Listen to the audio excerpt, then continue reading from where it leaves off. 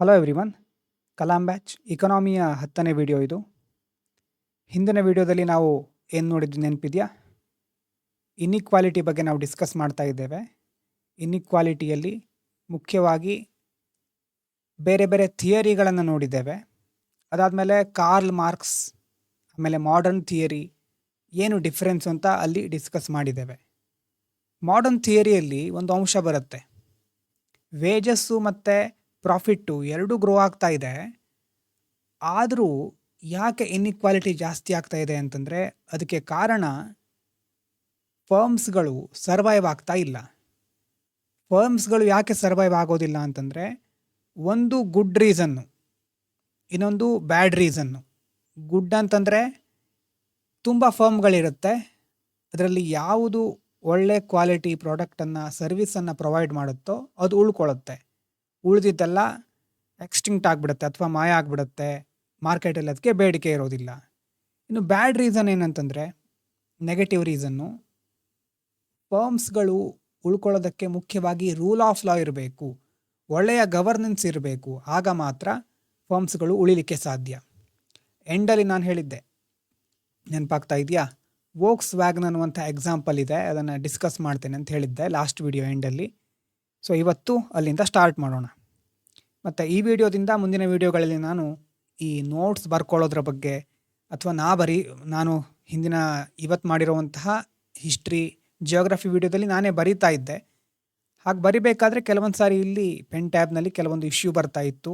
ಹಾಗಾಗಿ ನಾನೇನು ಮಾಡಿದ್ದೇನೆ, ಆಲ್ರೆಡಿ ಕಂಪ್ಲೀಟ್ ನೋಟ್ಸನ್ನು ಪ್ರಿಪೇರ್ ಮಾಡಿದ್ದೇನೆ. ಇದರಲ್ಲಿ ಯಾವುದು ಬರ್ಕೋಬೇಕು ಅಂತ ನಾನು ಹೇಳ್ತಾ ಹೋಗ್ತೇನೆ.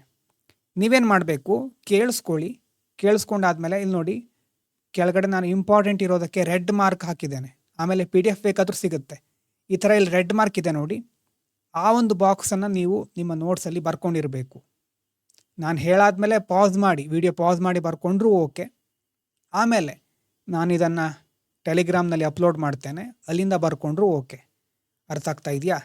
ಯಾಕಂತಂದರೆ ಈ ನೋಟ್ಸ್ ಬರ್ಕೊಳ್ಳೋದು ಅಥವಾ ಎಕ್ಸ್ಪ್ಲನೇಷನ್ಗೆ ಸಂಬಂಧಪಟ್ಟ ಹಾಗೆ ತುಂಬ ಇಶ್ಯೂಸ್ ಅಥವಾ ಬೇರೆ ಬೇರೆ ಪ್ರಾಬ್ಲಮ್ಗಳು ಬರಬಹುದು ನಿಮಗೆ. ಸೊ ಹಿಸ್ಟ್ರಿಯಲ್ಲಿ ನಾನು ಟ್ರೈ ಮಾಡಿದ್ದೆ ಡಿಕ್ಟೇಟ್ ಮಾಡಲಿಕ್ಕೆ, ಆದರೆ ಸ್ಟಾರ್ಟಿಂಗಲ್ಲಿ ಅದು ಚೆನ್ನಾಗಿ ನಡೆಯುತ್ತೆ. ಆಮೇಲೆ ನಾನು ಕರೆಕ್ಟಾಗಿ ಬರಲಿಕ್ಕೆ ಆಗ್ತಾ ಇರಲಿಲ್ಲ, ಮತ್ತು ನಾನು ಬರೆದಿದ್ದು ನಿಮ್ಗೆ ಅರ್ಥ ಆಗಲ್ಲ. ಅಂತಂದರೆ ಇಲ್ಲಿ ಪೆನ್ ಟ್ಯಾಬ್ನಲ್ಲಿ ಬರೆಯೋದು ಬೇರೆ, ಹಾಳೆ ಮೇಲೆ ಪೆನ್ನಿಂದ ಬರೆಯೋದು ಬೇರೆ. ಹಾಗಾಗಿ ಇಲ್ಲಿ ನಾನೇನು ಮಾಡಿದ್ದೇನೆ, ಆಲ್ರೆಡಿ ನೋಟ್ಸನ್ನು ಪ್ರಿಪೇರ್ ಮಾಡಿದ್ದೇನೆ. ಇಂಪಾರ್ಟೆಂಟ್ ಇರೋದನ್ನು ಹೇಳ್ತೇನೆ, ಅದನ್ನು ನೋಟ್ ಮಾಡ್ಕೋಬೇಕು ನೀವು. ಓಕೆನಾ? ಈಗ ಕಂಟಿನ್ಯೂ ಮಾಡೋಣ. ಇಕನಾಮಿಯಲ್ಲಿ ವೋಕ್ಸ್ ವ್ಯಾಗನ್ ಎನ್ವೈರ್ಮೆಂಟಲ್ ಸ್ಕ್ಯಾಂಡಲ್ ಅಂತ ಏನು ಮಾಡ್ತು ಈ ವೋಕ್ಸ್ ವ್ಯಾಗನ್ ಕಂಪನಿ ಅಂತಂದರೆ, ಈಗ ನೋಡಿ, ಒಂದು ಕಾರ್ ಇದೆ. ಆ ಕಾರ್ ಏನು ಹೇಳ್ತಾ ಇದೆ, ಈ ಕಾರಿಂದ ಪೊಲ್ಯೂಷನ್ ಆಗೋದಿಲ್ಲ, ಮತ್ತು ಎನ್ವೈರ್ಮೆಂಟ್ ಫ್ರೆಂಡ್ಲಿ, ಇದು ಪರಿಸರ ಸ್ನೇಹಿ ಆದಂಥ ಕಾರ್ ಅಂತೆಲ್ಲ ಅದು ಕ್ಲೇಮ್ ಮಾಡ್ತಾ ಇದೆ. ಗೌರ್ಮೆಂಟ್ ಒಂದು ಟೆಸ್ಟ್ ಮಾಡುತ್ತೆ, ಆ ಟೆಸ್ಟಲ್ಲಿ ಅದು ಪಾಸ್ ಆಗಿದೆ. ಆ್ಯಕ್ಚುಲಿ ಅಲ್ಲಿ ಒಂದು ಮೋಸ ನಡೆದಿತ್ತು. ಟೆಸ್ಟಲ್ಲಿ ಪಾಸ್ ಆಗಿದೆ, ಹಾಗಂತ ಅದು ಎನ್ವೈರ್ಮೆಂಟ್ ಫ್ರೆಂಡ್ಲಿ ಅಲ್ಲ, ಕ್ಲೀನ್ ಡೀಸೆಲ್ ಅಂತ ಅದು ಕ್ಲೇಮ್ ಮಾಡ್ತಾ ಇದೆ. ಆ್ಯಕ್ಚುಲಿ ರಿಯಾಲಿಟಿಯಲ್ಲಿ ಬೇರೆ ಇತ್ತು. ಅದರ ಹಿಂದಿನ ಸ್ಟೋರಿ ಏನು ಅಂತ ನಾವೀಗ ನೋಡೋಣ. ಎಮಿಷನ್ ಟೆಸ್ಟ್ ಮಾಡಬೇಕಾದ್ರೆ ಆ ಕಂಪ್ನಿ ಏನು ಮಾಡುತ್ತೆ, ಒಂದು ಚೀಟ್ ಡಿವೈಸನ್ನು ಅದು ಅಡಾಪ್ಟ್ ಮಾಡ್ಕೊಂಡಿರುತ್ತೆ.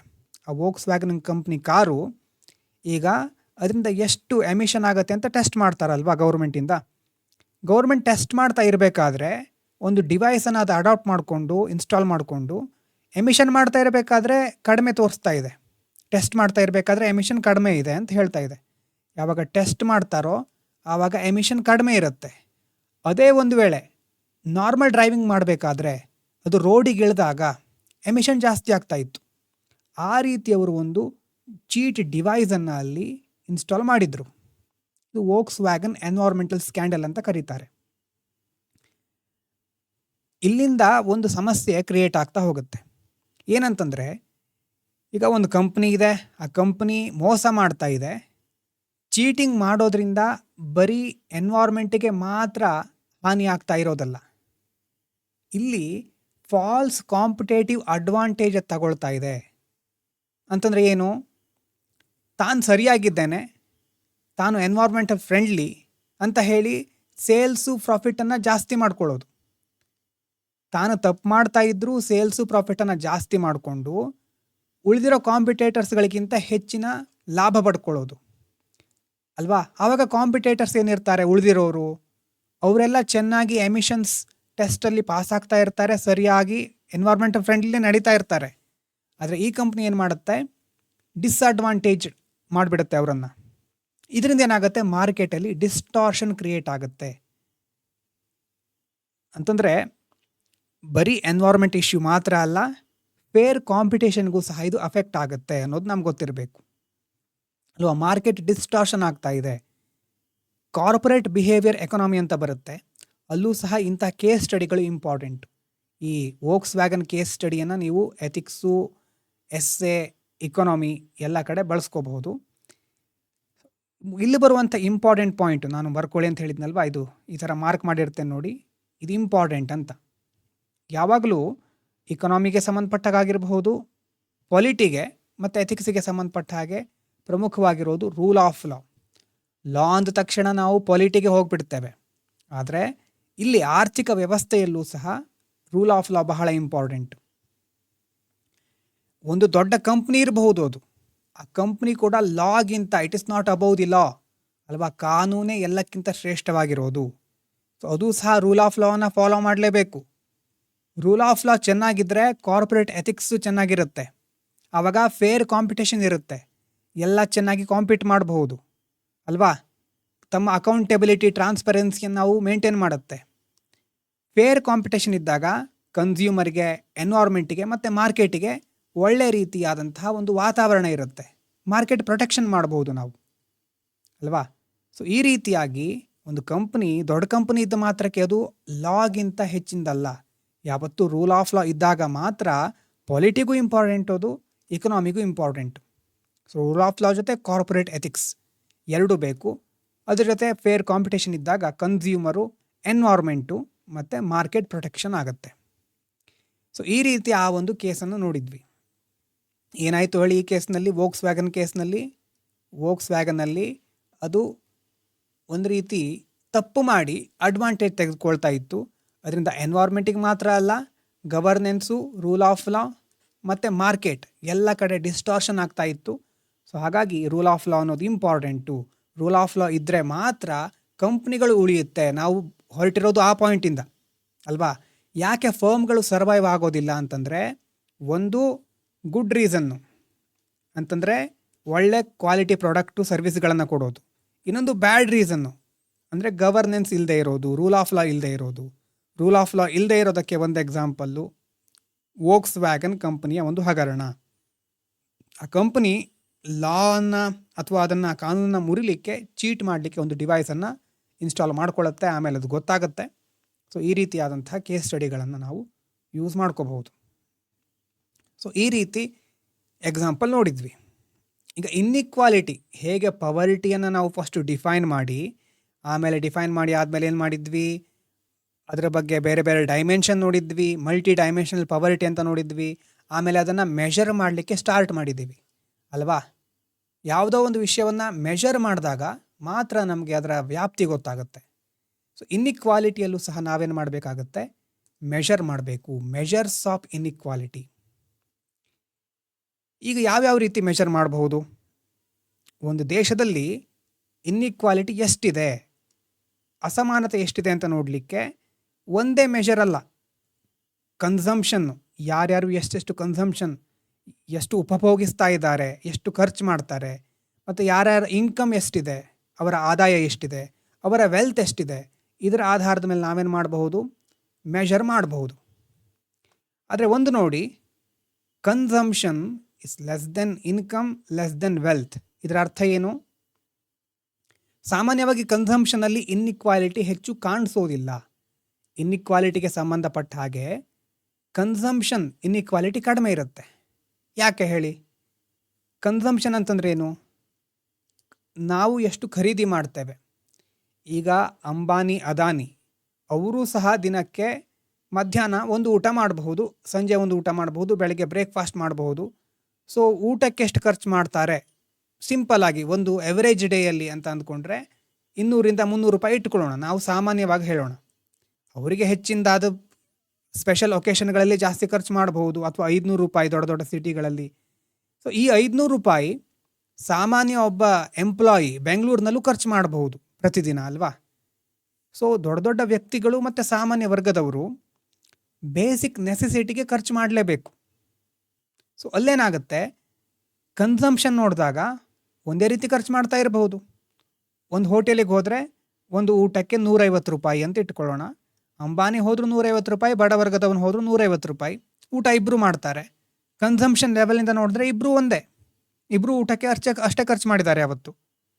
ಸೊ ಆ ರೀತಿ ನೋಡಿದ್ರೆ ಕನ್ಸಂಪ್ಷನ್ ಇನ್ಇಕ್ವಾಲಿಟಿ ನಮಗೆ ಜಾಸ್ತಿ ಕ್ಲಿಯರ್ ಪಿಕ್ಚರ್ ಕೊಡೋದಿಲ್ಲ. ಇನ್ಕಮ್ ನೋಡಿದರೆ ಇನ್ನಷ್ಟು ಇನ್ಇಕ್ವಾಲಿಟಿ ಕಾಣಿಸುತ್ತೆ ಅಲ್ವಾ. ಇನ್ಕಮ್ನಲ್ಲಿ 2 ವ್ಯಕ್ತಿಗಳ ಆದಾಯ ಬೇರೆ ಬೇರೆ ಇರುತ್ತೆ. ಇನ್ನು ವೆಲ್ತ್ ನೋಡಿದರೆ ದೊಡ್ಡ ಗ್ಯಾಪ್ ಕಾಣಿಸುತ್ತೆ. ಅದಕ್ಕೆ ಹೇಳ್ತಾರಲ್ವಾ, ವೆಲ್ತ್ ಕಾನ್ಸಂಟ್ರೇಷನ್. ವೆಲ್ತ್ ಹೇಗೆ ಒಂದೇ ಕಡೆ ಕಾನ್ಸಂಟ್ರೇಟ್ ಆಗ್ತಾ ಇದೆ ಅನ್ನೋದು ನಾವು ನೋಡ್ತಾ ಇರ್ತೇವೆ. ಸೊ ಇದಾದಮೇಲೆ ಲಾರೆನ್ಸ್ ಕರ್ವ್ ಅಂತ ಬರುತ್ತೆ. ಇದು ಬಹಳ ಪ್ರಮುಖವಾಗಿರೋದು, ಇದನ್ನು ನೀವು ಬರ್ಕೋಬೇಕಾಗತ್ತೆ. ಲಾರೆನ್ಸ್ ಕರ್ವ್ ಇನ್ಇಕ್ವಾಲಿಟಿಯನ್ನು ಒಂದು ಗ್ರಾಫ್ನಲ್ಲಿ ಹೇಗೆ ತೋರಿಸೋದು ಅನ್ನೋದನ್ನು ಸ್ಟಡಿ ಮಾಡಿ ಮ್ಯಾಕ್ಸ್ ಓ ಲಾರೆನ್ಸ್ ಅವರು ಏನು ಮಾಡ್ತಾರೆ, ಈ ಒಂದು ಕರ್ವನ್ನು ರೂಪಿಸ್ತಾರೆ. ಕರ್ವ್ ಹೇಗಿದೆ ಅಂತ ತೋರಿಸ್ತೇನೆ ನೋಡಿ. ಲಾರೆನ್ಸ್ ಕರ್ವಲ್ಲಿ ಇದು ಎಕ್ಸ್ ಆ್ಯಕ್ಸಿಸ್ಸು, ಇದು ವೈ ಆ್ಯಕ್ಸಿಸ್ಸು ಈ ಕಡೆ ಇರೋದು. ಎಕ್ಸ್ ಆ್ಯಕ್ಸಿಸ್ನಲ್ಲಿ ಪಾಪ್ಯುಲೇಷನ್ನು ಪರ್ಸೆಂಟೇಜು, ವೈ ಆ್ಯಕ್ಸಿಸ್ನಲ್ಲಿ ಇನ್ಕಮ್ ಪರ್ಸೆಂಟೇಜು. ಸೊ ಈ ರೀತಿ ನಂಬರ್ಸ್ ಇರುತ್ತೆ. ಸೊ ಇಲ್ಲಿ 10, ಇಲ್ಲಿ 10, ಇಲ್ಲಿ 10, ಈ ಥರ ಪಾಯಿಂಟಲ್ಲಿ ಒಂದು ರೇಖೆ ಹೋಗ್ತಾ ಇದೆ ನೋಡಿ. ಈ ಥರ ಒಂದು ಸರಳ ರೇಖೆ ಹೋಗಿದೆ ಮಿಡ್ಲಿಂದ ಅಲ್ವಾ. ಇದು 45 ಡಿಗ್ರಿ ರೇಖೆ. ಇದು ಈ ರೇಖೆ ಇದೆ ಅಂತ ಆದರೆ ಅಲ್ಲಿ ಸಮಾನತೆ, ಇಕ್ವಾಲಿಟಿ ಜಾಸ್ತಿ ಇದೆ ಅಂತ. ಇದನ್ನು ಇನ್ನಷ್ಟು ಎಕ್ಸ್ಪ್ಲೇನ್ ಮಾಡ್ತೇನೆ.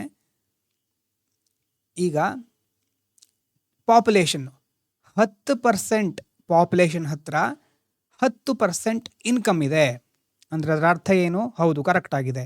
20% ಪಾಪ್ಯುಲೇಷನ್ನು 20% ಇನ್ಕಮನ್ನು ಓನ್ ಮಾಡ್ತಾ ಇದೆ. 30% ಕರೆಕ್ಟ್ ಆಗಿದೆ. ಈ ಥರ ನಾವು ಗ್ರಾಫ್ ಬಿಡಿಸ್ತಾ ಹೋದರೆ ಆ ಥರ ಯಾವಾಗ ಇಕ್ವಾಲಿಟಿ ಇರುತ್ತೋ, ಹೌದು 60% ಪಾಪ್ಯುಲೇಷನ್ ಹತ್ರ 60% ಇನ್ಕಮ್ ಡಿಸ್ಟ್ರಿಬ್ಯೂಟ್ ಆಗ್ತಾ ಇದೆ. ಸೊ ಕರೆಕ್ಟಾಗಿ ಡಿಸ್ಟ್ರಿಬ್ಯೂಟ್ ಆಗ್ತಾ ಹೋದರೆ ಅದು ಒಂದು ಸ್ಟ್ರೇಟ್ ಲೈನ್ ಆಗುತ್ತೆ. ಅದು ಲೈನ್ ಆಫ್ ಇಕ್ವಾಲಿಟಿ. ಇಕ್ವಾಲಿಟಿ ಇದೆ, ಹಾಗಾಗಿ ಇನ್ಕಮ್ ಡಿಸ್ಟ್ರಿಬ್ಯೂಷನ್ ಒಂದೇ ರೀತಿ ಇದೆ ಇಲ್ಲಿ ಅಲ್ವಾ. ಈಗ ಒಂದು ವೇಳೆ ಕರ್ವ್ ಇದೆ ಅಂತಂದರೆ ಅದರ ಅರ್ಥ ಏನಿರಬಹುದು? ಅದರ ಅರ್ಥ ಇನ್ಇಕ್ವಾಲಿಟಿ ಇದೆ ಅಂತ. ಇಕ್ವಾಲಿಟಿ ಇದ್ದರೆ ಅದರ ಅರ್ಥ ಸ್ಟ್ರೇಟ್ ಲೈನು. ಸ್ಟ್ರೇಟ್ ಲೈನ್ ಅಂತಂದ್ರೂ ಹೀಗೆ ಇರಬೇಕು. 10% ಇನ್ಕಮ್ಮು 10% ಪಾಪ್ಯುಲೇಷನಿಗೆ, 20%ಗೆ ಹೋದರೆ 20%, 40%ಗೆ ಹೋಗಿ ನೋಡಿದ್ರೆ ನೋಡಿ ಇಲ್ಲಿ 40%ಗೆ ಜಾಯ್ನ್ ಆಗುತ್ತೆ. ಸೊ ಈ ರೀತಿ 50%ಗೆ 50%. ಅರ್ಥ ಆಗ್ತಾ ಇದೆಯಾ?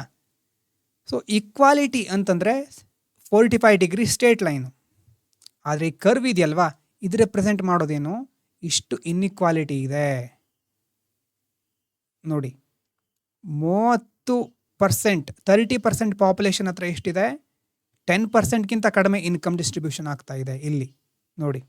ಎರಡು ಕಡೆ ನೋಡಬೇಕು. 50% ಇದು ಎಕ್ಸ್ ಆ್ಯಕ್ಸಿಸ್ಸು ಪಾಪ್ಯುಲೇಷನ್ನು. ಇದಕ್ಕೆ ಕರೆಕ್ಟಾಗಿ ಇಲ್ಲಿ ಹೋಗಿ, ಇಲ್ಲಿ ಎಷ್ಟಿದೆ? 20% ಮಾತ್ರ ಇನ್ಕಮ್ ಡಿಸ್ಟ್ರಿಬ್ಯೂಷನ್ ಆಗ್ತಾ ಇರೋದು. ಸೊ ಹೀಗೆ ಆ ಒಂದು ಕರ್ವ್ ಏನು ತೋರಿಸ್ತಾ ಇದೆ, ಅದು ಇನ್ಇಕ್ವಾಲಿಟಿ ತೋರಿಸ್ತಾ ಇದೆ, ಇದು ಇಕ್ವಾಲಿಟಿ ತೋರಿಸ್ತಾ ಇದೆ. ಸ್ಟ್ರೇಟ್ ಲೈನ್ ಇದ್ದರೆ ಇಕ್ವಾಲಿಟಿ ಜಾಸ್ತಿ ಇದೆ ಅಂತ. ಸೊ ಪರ್ಫೆಕ್ಟ್ ಇಕ್ವಾಲಿಟಿ ಇದ್ದರೆ 20% ಜನರಿಗೆ 20% ಇನ್ಕಮ್ ಸಿಗಬೇಕು, 50%ಗೆ 50% ಇನ್ಕಮ್ ಸಿಗಬೇಕು ಅಲ್ವಾ. ಪಾಪ್ಯುಲೇಷನ್ ಶೇರು ಮತ್ತು ಇನ್ಕಮ್ ಶೇರು ಎರಡೂ ಒಂದೇ ಆಗಿದ್ದರೆ ಈ 45 ಡಿಗ್ರಿ ಸ್ಟ್ರೇಟ್ ಲೈನ್ ಬರುತ್ತೆ.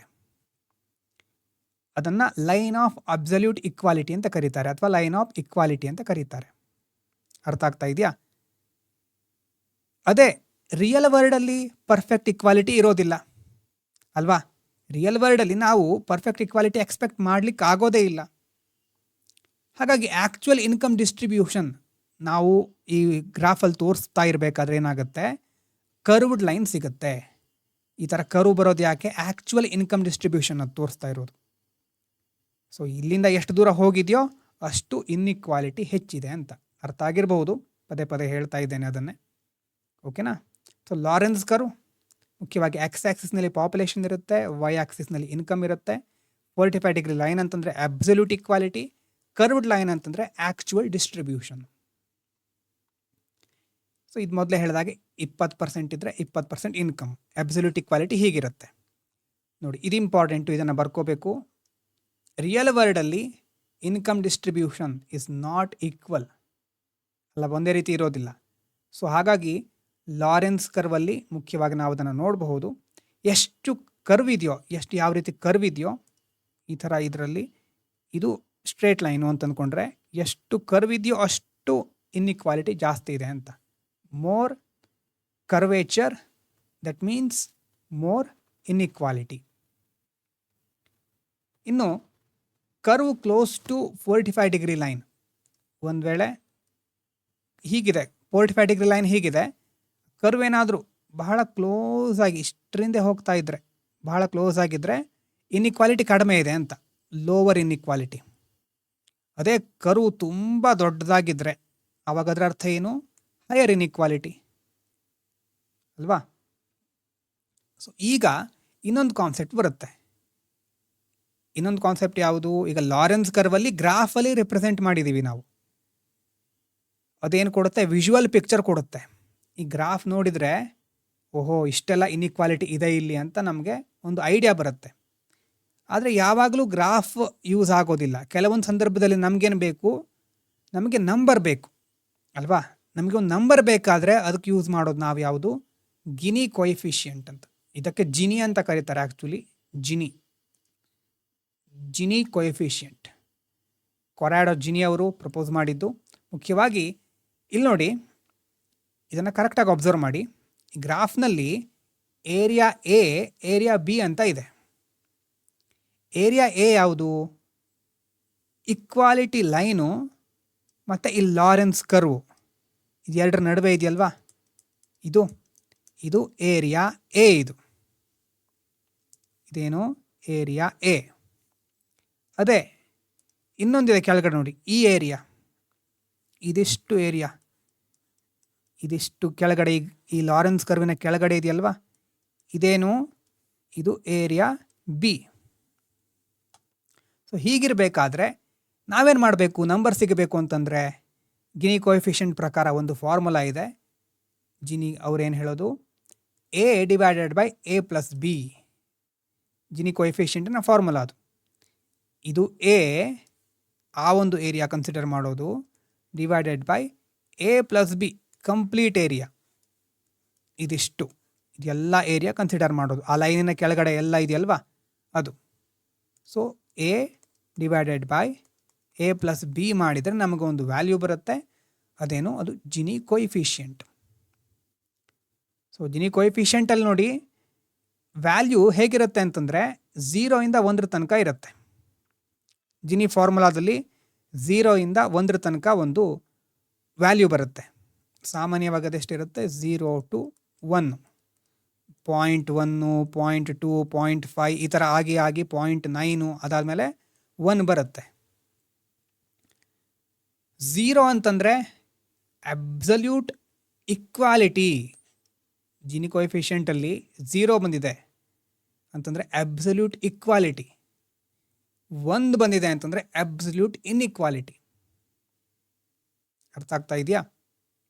0 ಅಂತಂದರೆ ಅಬ್ಸಲ್ಯೂಟ್ ಇಕ್ವಾಲಿಟಿ. ಯಾವಾಗ 0 ಬರುತ್ತೋ ಆವಾಗ ಅದು ಅಬ್ಸಲ್ಯೂಟ್ ಇಕ್ವಾಲಿಟಿ, ಅಂದರೆ ಪರ್ಫೆಕ್ಟ್ ಆದಂಥ ಸಿಚುವೇಶನ್. ಉಲ್ಟಾ ಅಲ್ಲ, 1 ಜಾಸ್ತಿ ಇದೆ ಅದು ಒಳ್ಳೆಯದು ಅಲ್ಲ. 0 ಇರೋದ್ರಿಂದ ಅಬ್ಸಲ್ಯೂಟ್ ಇಕ್ವಾಲಿಟಿ, 1 ಅಂತಂದರೆ ಅಬ್ಸಲ್ಯೂಟ್ ಇನ್ಇಕ್ವಾಲಿಟಿ. ಜಿನಿ ಹೈಯರ್ ಇದ್ದಾಗೆ ಹೈಯರ್ ಇನ್ಇಕ್ವಾಲಿಟಿ ಅಂತ ಅರ್ಥ. ಜಿನಿ ಕಡಿಮೆ ಇದ್ದರೆ ಲೋವರ್ ಇನ್ಇಕ್ವಾಲಿಟಿ. ಯಾಕೆ ಹೀಗಾಗುತ್ತೆ ಮ್ಯಾಥಮೆಟಿಕಲಿ ಎಕ್ಸ್ಪ್ಲೇನ್ ಮಾಡಬಹುದು, ಆದರೆ ಅಷ್ಟು ಡೀಟೇಲ್ ಆಗಿ ಇಲ್ಲಿ ಬೇಕಾಗಲ್ಲ ಅಂದ್ಕೊಳ್ತೇನೆ. ಸೊ ಜಿನಿ ಕೊಯಿಫಿಷಿಯಂಟಿನ ಅರ್ಥ ಏನು? ಇನ್ಇಕ್ವಾಲಿಟಿ ರೆಪ್ರೆಸೆಂಟ್ ಮಾಡಬೇಕು ನಾವು. ಇನ್ಇಕ್ವಾಲಿಟಿ ರೆಪ್ರೆಸೆಂಟ್ ಮಾಡಬೇಕು ಅಂತಾದರೆ 2 ಥರ ಇದೆ. ಒಂದು ಗ್ರಾಫಲ್ಲಿ ರೆಪ್ರೆಸೆಂಟ್ ಮಾಡೋದು, ಇನ್ನೊಂದು ನಂಬರ್ ಮೂಲಕ ರೆಪ್ರೆಸೆಂಟ್ ಮಾಡೋದು. ಗ್ರಾಫಿಗೋಸ್ಕರ ಯಾರು ಗ್ರಾಫನ್ನು ಆ ಒಂದು ಐಡಿಯಾ ಕೊಟ್ಟವರು ಲಾರೆನ್ಸ್ ಕರ್ವ್ ಅಲ್ವಾ, ಮ್ಯಾಕ್ಸ್ ಓ ಲಾರೆನ್ಸ್ ಅವರು ಕೊಟ್ಟಂಥ ಐಡಿಯಾ. ಅದರಲ್ಲಿ ಪಾಪ್ಯುಲೇಷನ್ ಎಕ್ಸ್ ಆಕ್ಸಿಸಲ್ಲಿ ಇರುತ್ತೆ, ಇನ್ಕಮ್ ವೈ ಆಕ್ಸಿಸ್ನಲ್ಲಿ ಇರುತ್ತೆ. 45 ಡಿಗ್ರಿ ಸ್ಟ್ರೇಟ್ ಲೈನ್ ಅಂತಂದರೆ ಕರೆಕ್ಟಾಗಿ ಎಲ್ಲ ಡಿಸ್ಟ್ರಿಬ್ಯೂಟ್ ಆಗಿದೆ ಅಥವಾ ಇನ್ಕಮ್ ಇಕ್ವಾಲಿಟಿ ಇದೆ ಅಂತ ಹೇಳ್ಬೋದು. Absolute equality. ಎಷ್ಟು ಕರ್ವ್ ಇರುತ್ತೋ ಅಷ್ಟು ಇನ್ಇಕ್ವಾಲಿಟಿ ಇದೆ. ಇದೇ ಗ್ರಾಫನ್ನು ನಂಬರ್ಸ್ ಮೂಲಕ ರೆಪ್ರೆಸೆಂಟ್ ಮಾಡಿ ಕೊಯಿಫಿಷಿಯೆಂಟಲ್ಲಿ ನಾವು ಅದನ್ನು ತಗೊಂಡ್ರೆ ಆವಾಗ ಬರೋದು ಜಿನಿ ಕೊಯಿಫಿಷಿಯೆಂಟ್.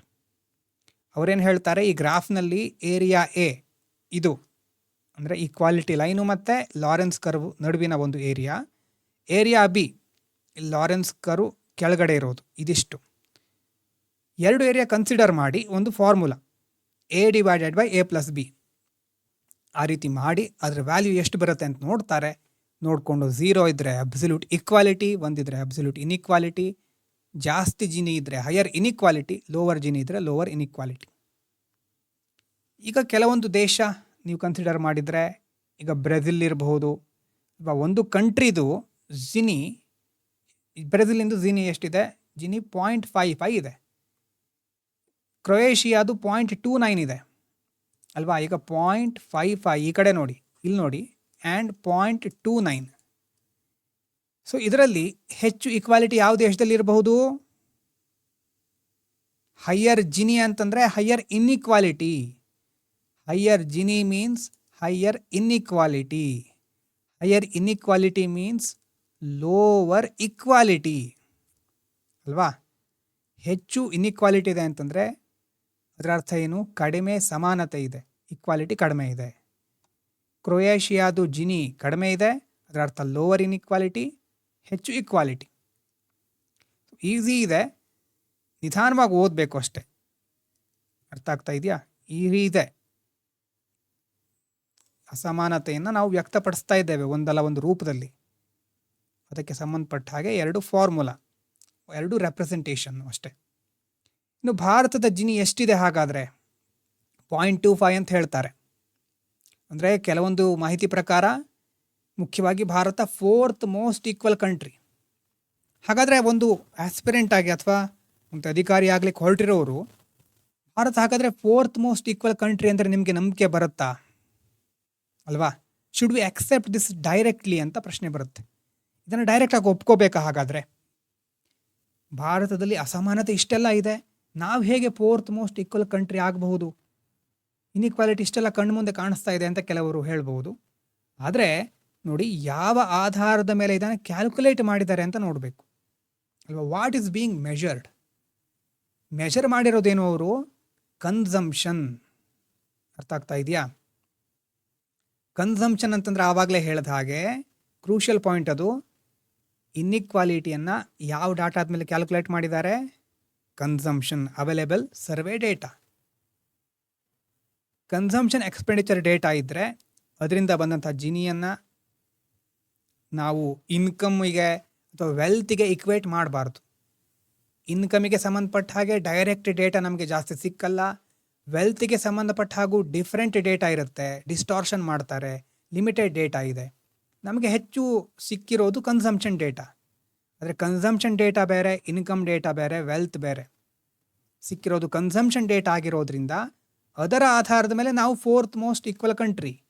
ಇನ್ಕಮ್ ಇನ್ಇಕ್ವಾಲಿಟಿ ಇದೆ, ವೆಲ್ತ್ ಇನ್ಇಕ್ವಾಲಿಟಿ ಇದೆ, ಆ ಡೇಟಾವನ್ನು ಕನ್ಸಿಡರ್ ಮಾಡಲೇ ಇಲ್ಲ.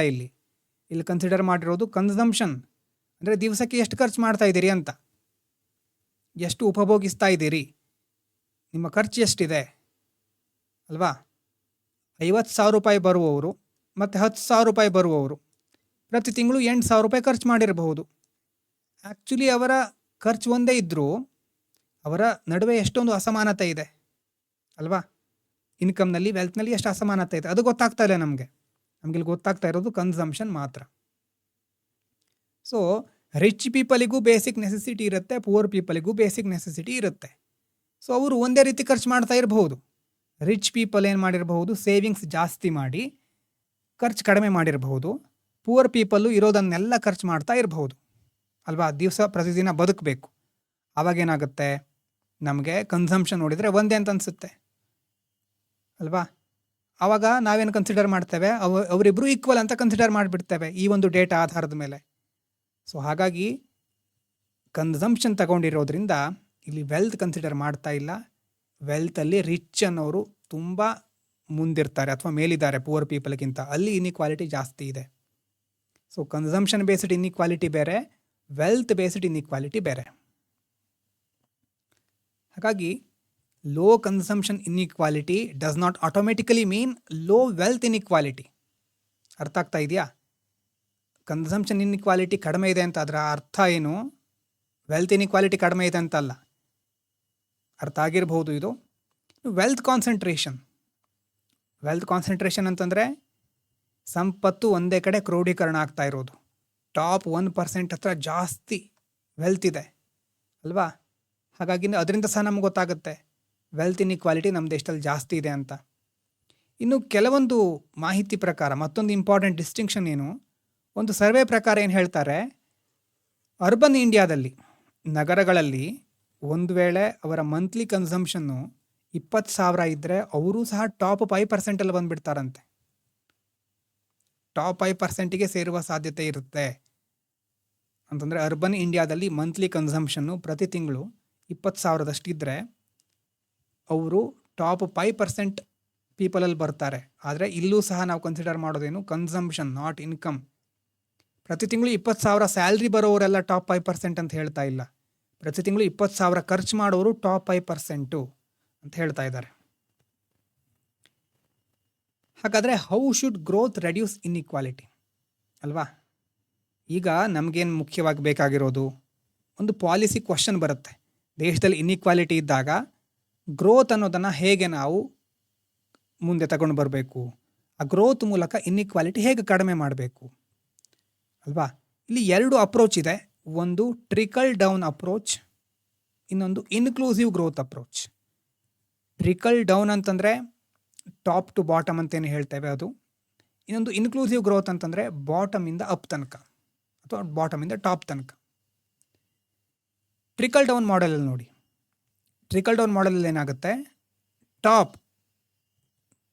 ಟ್ರಿಕಲ್ ಡೌನ್ ಅಂತಂದರೆ ಇಕಾನಮಿಯ ಟಾಪ್ ಸೆಕ್ಟರ್ಗಳು, ಇಂಡಸ್ಟ್ರಿಗಳಿರ್ಬೋದು ಅಥವಾ ಬಿಸ್ನೆಸ್ಸು, ಇನ್ವೆಸ್ಟ್ಮೆಂಟು, ಅದೆಲ್ಲ ಮೊದಲು ಗ್ರೋ ಆಗಬೇಕು. ಅಲ್ಲಿ ಇನ್ವೆಸ್ಟ್ಮೆಂಟ್ ಹರಿದಾಡಬೇಕು, ಅಲ್ಲಿ ಇನ್ವೆಸ್ಟ್ಮೆಂಟ್ ಬಂದು ಅವರು ಗ್ರೋ ಆಗಬೇಕು. ಅವರಿಂದ ಜಾಬ್ಸ್ ಕ್ರಿಯೇಟ್ ಆಗುತ್ತೆ, ವೆಲ್ತ್ ಕ್ರಿಯೇಟ್ ಆಗುತ್ತೆ, ಅವರು ಟ್ಯಾಕ್ಸ್ ಪೇ ಮಾಡ್ತಾರೆ. ಆ ಟ್ಯಾಕ್ಸ್ ಪೇಮೆಂಟಿಂದ ಪೂವರ್ ಪೀಪಲ್ಗೆ ಹೆಲ್ಪ್ ಮಾಡೋದು. ಅಂದರೆ ಬೆನಿಫಿಟ್ಸ್ಗಳೆಲ್ಲ ಗ್ರ್ಯಾಜುವಲಿ ಮೇಲಿಂದ ಕೆಳಗಡೆ ಬಂದು ಸೇರ್ತಾ ಇದೆ. ಕೆಳಮಟ್ಟದ ಜನರಿಗೆ ತಲುಪಬೇಕು ಅಂತಂದರೆ ಈ ಬಿಗ್ ಇಂಡಸ್ಟ್ರಿಗಳು ಬೆಳಿಬೇಕು. ಅದು ಟ್ರಿಕಲ್ ಡೌನ್ ಅಂದರೆ ಮೇಲಿಂದ ಕೆಳಗಡೆ ಹರಿಯೋದು. ಸೊ ಬಿಗ್ ಇಂಡಸ್ಟ್ರಿಗಳಿಂದ ಆಮೇಲೆ ಪೂವರ್ ಪೀಪಲ್ ತನಕ ಬರೋದು ಟ್ರಿಕಲ್ ಡೌನ್ ಅಥವಾ ಟಾಪ್ ಡೌನ್ ಅಲ್ವಾ? ಟಾಪಿಂದ ಪೂವರ್ ತನಕ. ಇನ್ನು ಟಾಪ್ ಬಾಟಮ್ ಅಪ್ರೋಚ್, ಇದರಲ್ಲೂ ಸಹ ಇನ್ನೊಂದು ನೋಡ್ಬೋದು ನಾವು. ಅಂದರೆ ಎರಡೂ ಒಂದೇ ರೀತಿಯೇ, ಇದು ಟ್ರಿಕಲ್ ಡೌನು ಮತ್ತು ಟಾಪ್ ಬಾಟಮು ಆಲ್ಮೋಸ್ಟ್ ಸಿಮಿಲರ್ ಇದೆ. ಟಾಪ್ ಬಾಟಮಲ್ಲಿ ಹೇಗಿರುತ್ತೆ ಅಂತಂದರೆ, ಇಲ್ಲಿ ಪೂವರ್ ಪೀಪಲ್ಗೆ ಏನು ಮಾಡೋದು, ಗೌರ್ಮೆಂಟ್ ಏನು ಮಾಡುತ್ತೆ, ಮುಖ್ಯವಾಗಿ ಗೌರ್ಮೆಂಟು ಟಾಪ್ ಸೆಕ್ಟರ್ಗಳನ್ನು ಕನ್ಸಿಡರ್ ಮಾಡುತ್ತೆ. ಅಲ್ಲಿ ಗ್ರೋತ್ ಆದರೆ ನಿಧಾನವಾಗಿ ಅವರು ಇಕನಾಮಿಗೆ ಎಂಪ್ಲಾಯ್ಮೆಂಟ್ ಕ್ರಿಯೇಟ್ ಮಾಡ್ತಾರೆ, ಟ್ಯಾಕ್ಸ್ ಕ್ರಿಯೇಟ್ ಮಾಡ್ತಾರೆ, ಅದರಿಂದ ವೆಲ್ಫೇರ್ ಆಗುತ್ತೆ, ಆಮೇಲೆ ಪೂವರ್ ಪೀಪಲ್ಗೆ ಹೆಲ್ಪ್ ಆಗುತ್ತೆ. ಸೇಮ್ ಕಾನ್ಸೆಪ್ಟ್ ಆಲ್ಮೋಸ್ಟ್ ಸಿಮಿಲರ್ ಇದೆ. ಡೈರೆಕ್ಟಾಗಿ ಕ್ಯಾಪಬಿಲಿಟಿ ಬಿಲ್ಡ್ ಮಾಡ್ತಾ ಇಲ್ಲ, ಅದರ ಬದಲು ಇಕನಾಮಿಯ ಟಾಪ್ ಅಲ್ಲಿ ಇರೋರನ್ನು ನಾವು ಅವರಿಗೆ ಸಪೋರ್ಟ್ ಮಾಡಿದರೆ, ಅವರು ಗ್ರೋ ಆದರೆ ಬೆನಿಫಿಟ್ಸು ಆಮೇಲೆ ಕೆಳಗಡೆ ಬಂದು ವೆಲ್ಫೇರಿಗೆ ಕಾರಣ ಆಗುತ್ತೆ. ಸೊ ಟ್ರಿಕಲ್ ಡೌನಲ್ಲಿ 4 ಮುಖ್ಯವಾದ ಪ್ರಾಬ್ಲಮ್ ಇದೆ.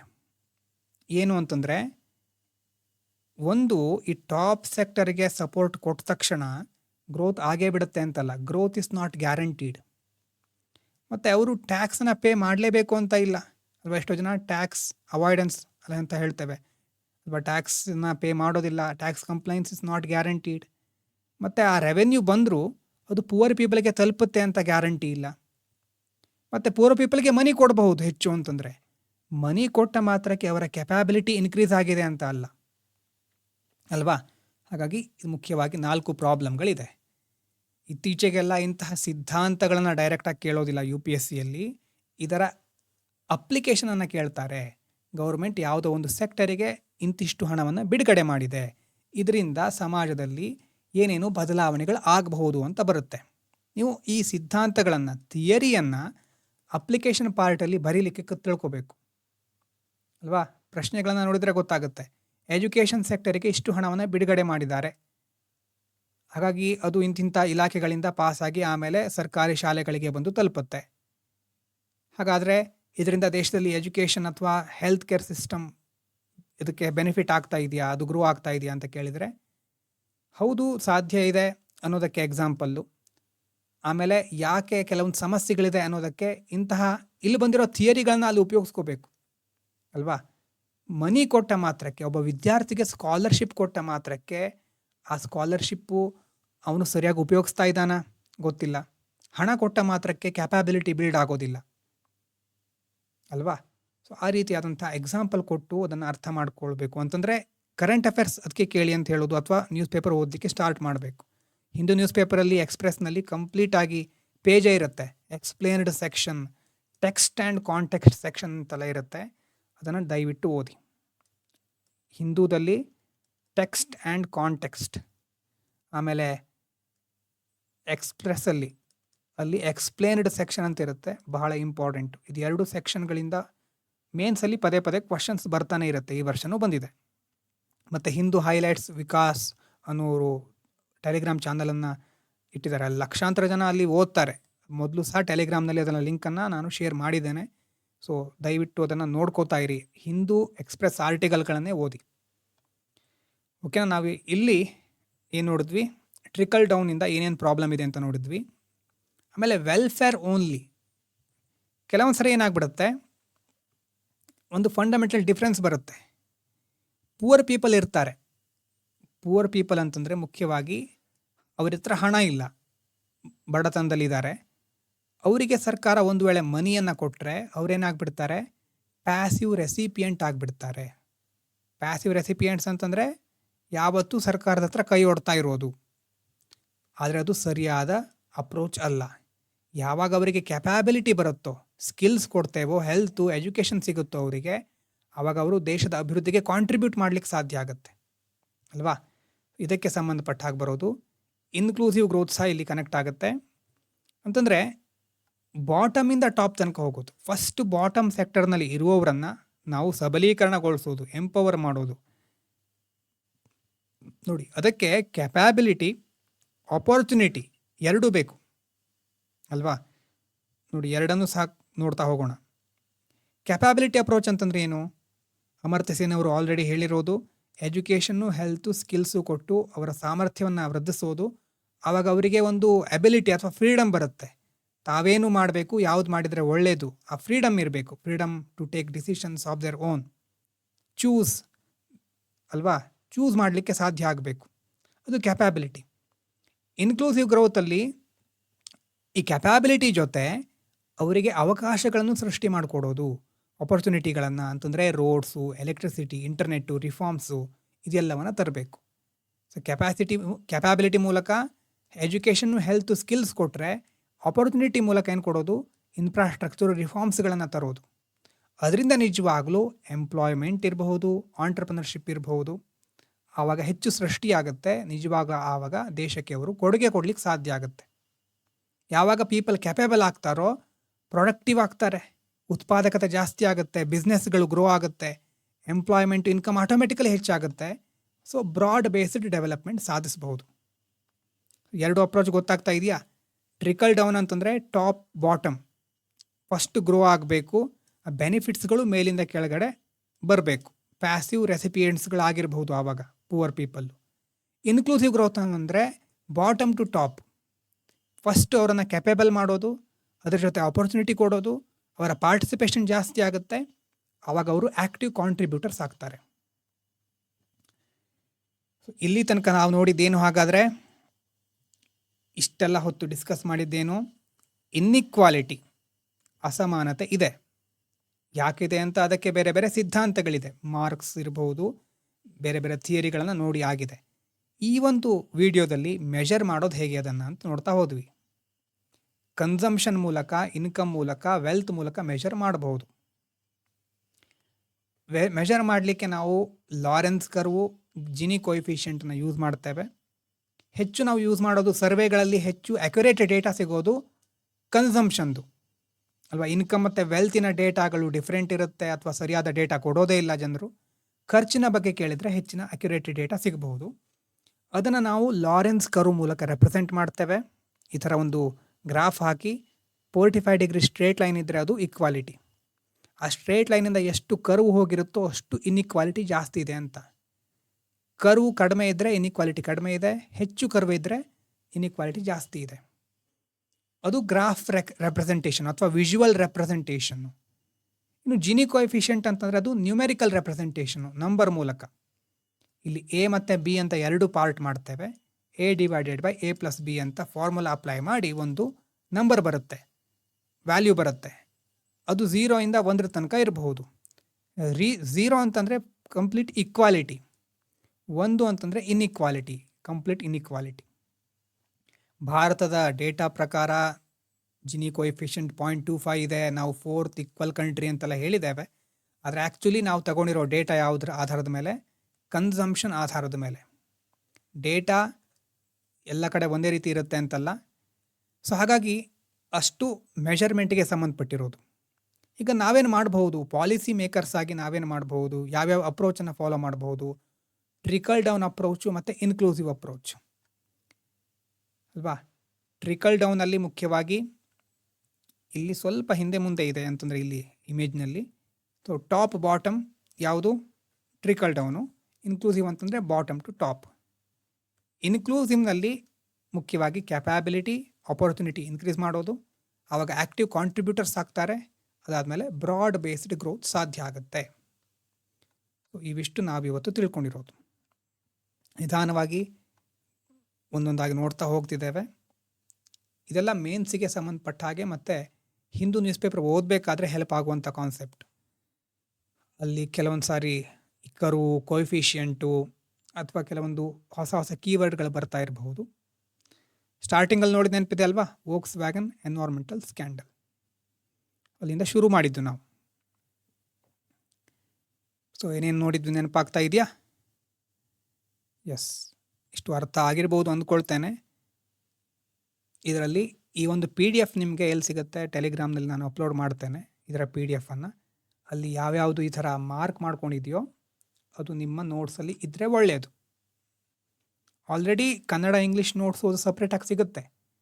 ಫಸ್ಟ್ ಏನು ಮಾಡಿ, ಈ ವಿಡಿಯೋ ನೋಡಿ ಆದಮೇಲೆ ಟೈಮ್ ಸಿಕ್ಕಿದಾಗ ಮೊದಲು ನಾನು ಅಪ್ಲೋಡ್ ಮಾಡ್ತೇನೆ ಸಾಧ್ಯ ಆದಾಗ, ನಾಳೆ ನಾಡ್ದು ಅಷ್ಟರಲ್ಲಿ ಒಂದು ಸಾರಿ ನೀವು ಯಾವುದನ್ನು ಲ್ಯಾಂಗ್ವೇಜ್ ಚೂಸ್ ಮಾಡ್ತಿರೋ, ಕನ್ನಡ ಅಥವಾ ಇಂಗ್ಲೀಷು ಅಥವಾ ಕನ್ನಡ ಪ್ಲಸ್ ಇಂಗ್ಲೀಷು, ಆ ಲ್ಯಾಂಗ್ವೇಜಿನ ನೋಟ್ಸನ್ನು ಗೂಗಲ್ ಡ್ರೈವಲ್ಲಿ ನಾನು ಅಪ್ಲೋಡ್ ಮಾಡಿರ್ತೇನೆ. ಲಿಂಕ್ ಡಿಸ್ಕ್ರಿಪ್ಷನಲ್ಲಿ ಅಥವಾ ಇರುತ್ತೆ, ಅಲ್ಲಿ ಕೊಟ್ಟಿರ್ತೇನೆ. ಸೊ ಅಲ್ಲಿಂದ ನೀವು ನೋಟ್ಸ್ ಓದಿ ಮೊದಲು, ಆಮೇಲೆ ಇಲ್ಲಿರೋದನ್ನು ಬರ್ಕೋಬಹುದು. ಯಾವತ್ತೂ ಶಾರ್ಟ್ ನೋಟ್ಸ್ ಮಾಡ್ಕೊಳ್ಳೋದು 2ರಿಂದ 3 ರಿವಿಷನ್ ಆದರೂ ಆಗಿರಬೇಕು. ಆದರೆ ನಿಮಗೆ ಮತ್ತೆ ಕನ್ಫ್ಯೂಸ್ ಆಗ್ಬೋದು, ಯಾವ್ದು ಮಾಡ್ಕೋಬೇಕು ಯಾವ್ದು ಮಾಡ್ಕೋಬಾರ್ದು ಅನ್ನೋ ಕಾರಣದಿಂದಾಗಿ. ಮತ್ತು ಈ ಸಾರಿ ಎಲ್ಲ ನೋಟ್ಸ್ ಮಾಡ್ಕೊಳ್ಳೋದೇ ಇದ್ದರೆ ಸಾಧ್ಯನೇ ಇಲ್ಲ. ನೋಟ್ಸ್ ನೀವಾಗೇ ಮಾಡ್ಕೊಳ್ತೀರಾ ಅನ್ನೋದು, ಯಾವಾಗ ಮಾಡ್ಕೊಳ್ತೀರೋ ಅನ್ನೋದು ನಂಬಿಕೆ ನನಗಿಲ್ಲ. ಹಾಗಾಗಿ ಸಾಧ್ಯ ಆದಾಗೆಲ್ಲ ಈ ಥರ ಇಂಪಾರ್ಟೆಂಟ್ ಇರೋದನ್ನು ಮಾರ್ಕ್ ಮಾಡಿರ್ತೇನೆ, ಅಲ್ಲಿಂದ ನೋಟ್ಸ್ ಮಾಡ್ಕೊಳ್ಳಿ. ಓಕೆನಾ? ವಿಡಿಯೋ ಇಲ್ಲಿ ತನಕ ಕಂಪ್ಲೀಟ್ ಆಗಿ ನೋಡಿದರೆ E10 ಡನ್ ಅಂತ ಕಮೆಂಟ್ ಮಾಡಿ. Thank you so much.